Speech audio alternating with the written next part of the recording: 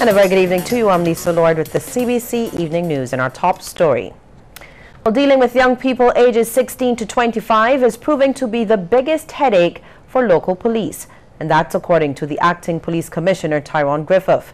He, however, says the public can get the wrong impression, believing that individuals in this age group are prime targets for law enforcement officials. Commissioner Griffith says that this is simply not true. He wants to see more programs to assist wayward youth. This is the age group that we have most of our troubles, whether we are going to arrest perpetrators of crime or victims of crime. This age group is that age group that is so badly affected. And that age group is a very young age group. They have tens of years to come.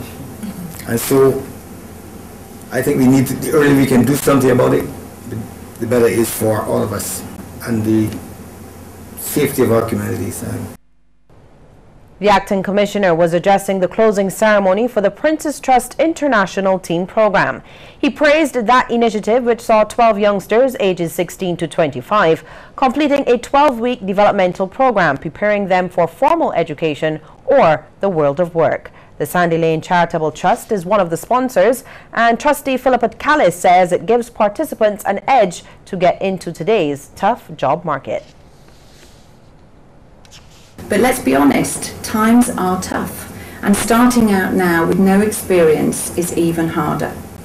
A project like this gives you an edge. It gives you an opportunity to look at the world differently and to learn from mentors that can really add value to your life and to those people around you.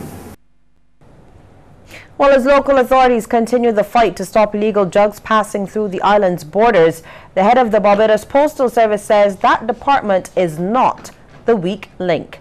And that declaration from Postmaster General Margaret Ashby, she spoke to CBC News about the issue.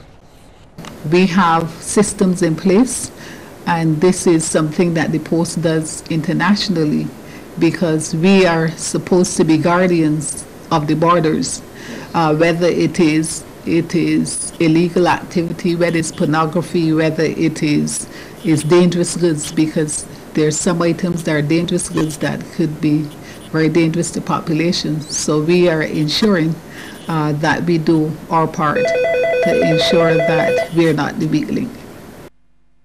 Tighter security and a different layout are some of the changes that are expected as officials try to make AgriFest 2017 better than past years. And this from the Chief Executive Officer of the Barbados Agricultural Society, James Paul.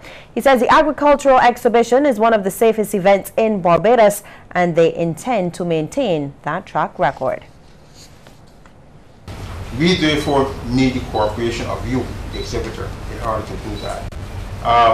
Constantly, we have to remind people that we have to stick to the rules. This year we have a little challenge, but I think that from the discussions that we have had with the NCC plus the police, we are able to manage that challenge, but we need your cooperation to do it too. In that regard, we will be insisting on certain things that we might have insisted on before, especially in relation to traffic movement. Mr. Paul was speaking at a registration drive for prospective vendors who want to sell at the February 21st to 26th event. Meantime, Chairman of the Rural Development Commission, Randolph Outram, says that organization has made a serious financial contribution to AgriFest.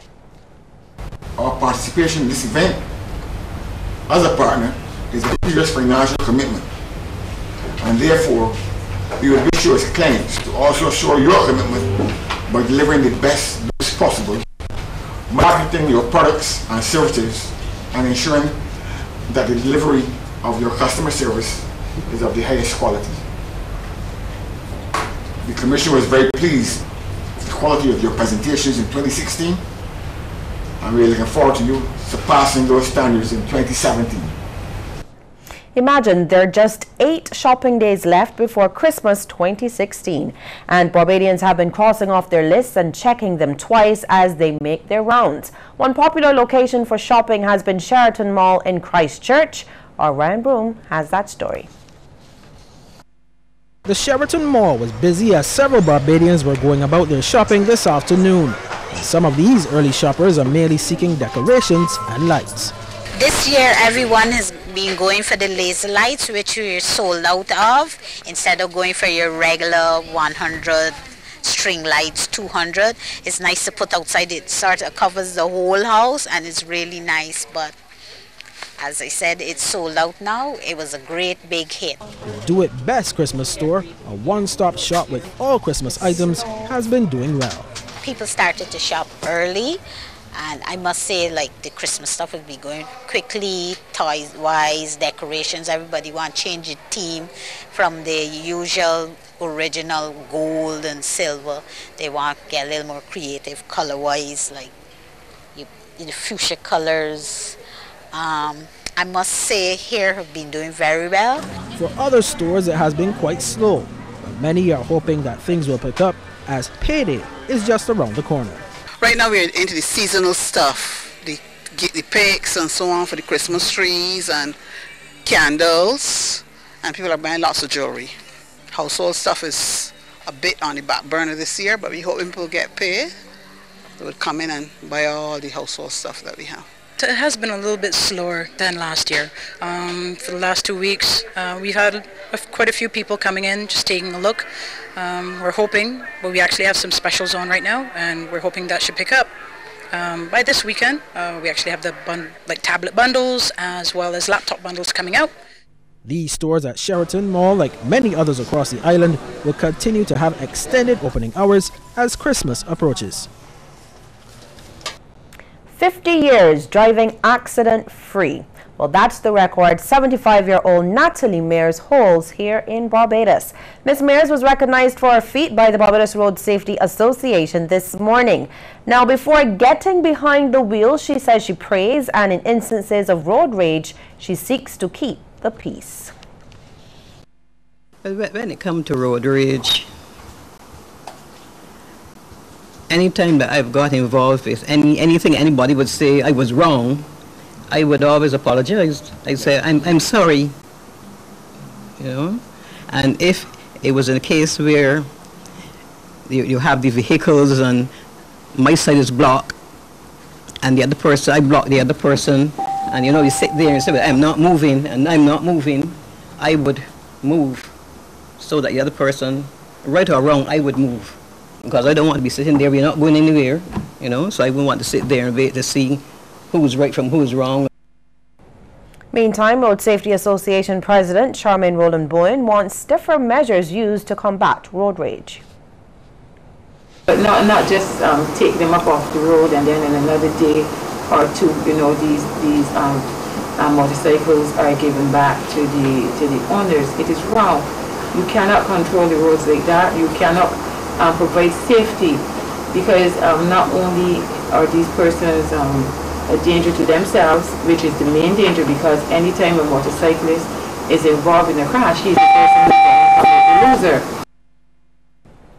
Yet another Barbadian has reached that milestone of 100 years old. He is James Springer of First Avenue, Jackson, St. Michael, who celebrated his special day surrounded by family members and the Governor General, Sir Elliot Belgrave. The former Customs Guard is the father of 6 children, with 4 grandchildren and 4 great-grandchildren. Daughter Cicely Scott says her father was a strict disciplinarian, but always supportive of his family. She had a special message for him on behalf of the entire family. God, we wish that a cure for arthritis will be found soon, and that you'll be able to live a more enjoyable day-to-day life for the next 200 years that you have indicated you are going to live for. And stay with us. We'll have more news right after the break.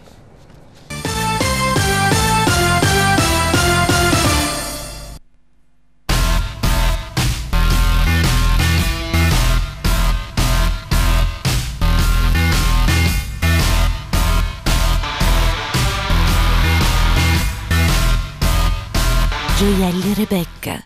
Peoples, we store just got even better. Come on in. Come down to the new renovated People's Market in Tudor Bridge with bigger aisles and even more in store. All your general grocery needs. A whole new fruits and vegetables section. Beer, wine and liquor. A wide selection of meat and fish. And everything for your outdoor chilling and barbecue grilling. But most of all, everything at low prices. Right, Miss Evans? That's right, Ma. And now we have the People's Mall too. Peoples, come on down to the People's Market in Tudor Bridge. It's the most wonderful time to stay connected with Flow. Get great deals on prepaid and postpaid plans.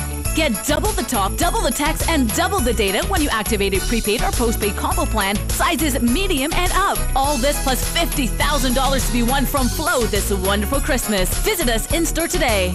'Cause it's the most wonderful time of the year.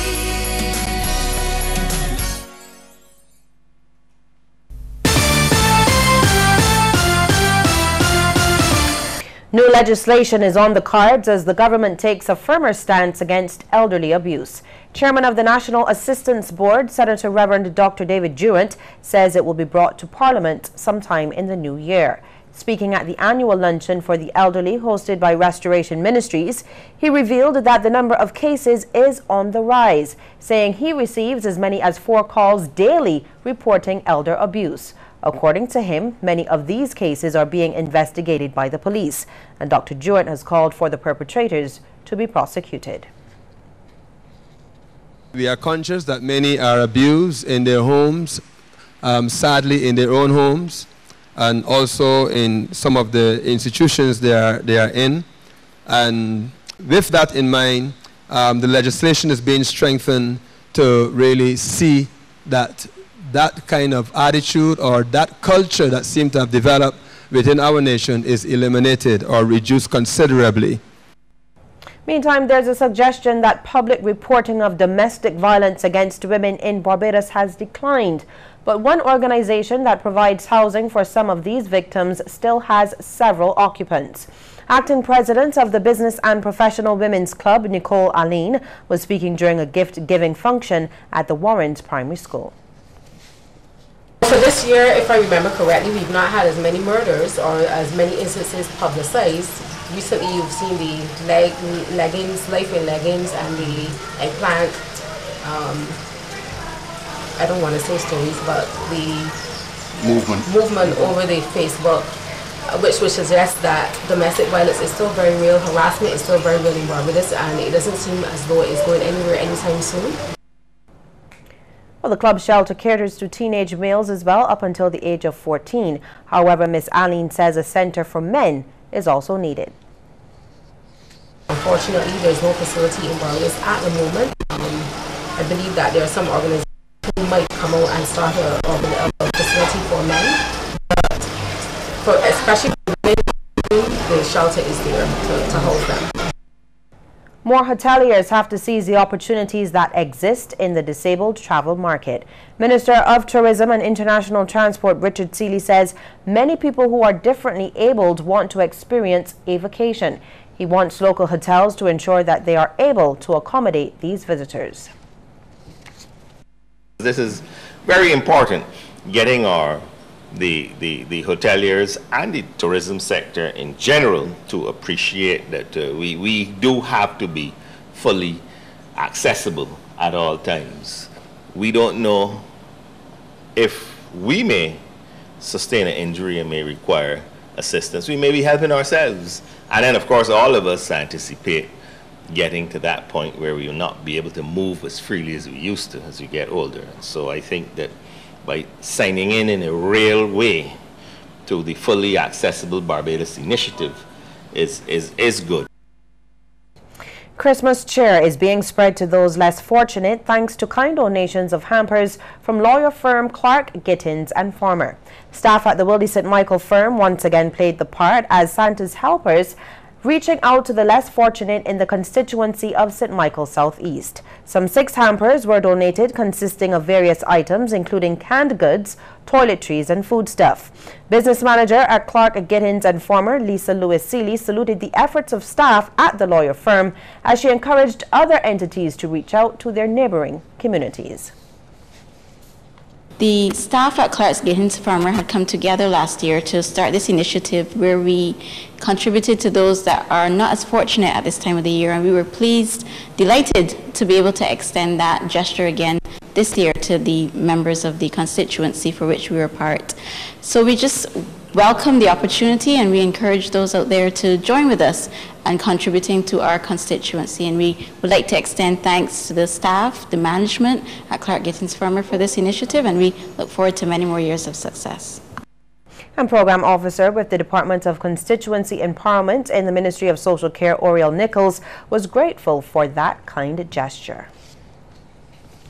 We're very thankful to this law firm of Clark Gittins and Farmer, and we would also like to ask other corporate citizens in our communities to contribute at Christmas and any time of the year, because we know that we have some social challenges within our community, and we're extremely grateful that this is the second year that they have made this wonderful contribution, and they've also pledged that this will not be the last year. Still to come, a look at some of the stories making headlines across the region. Here's a tip now from the Coverley Medical Center. Regular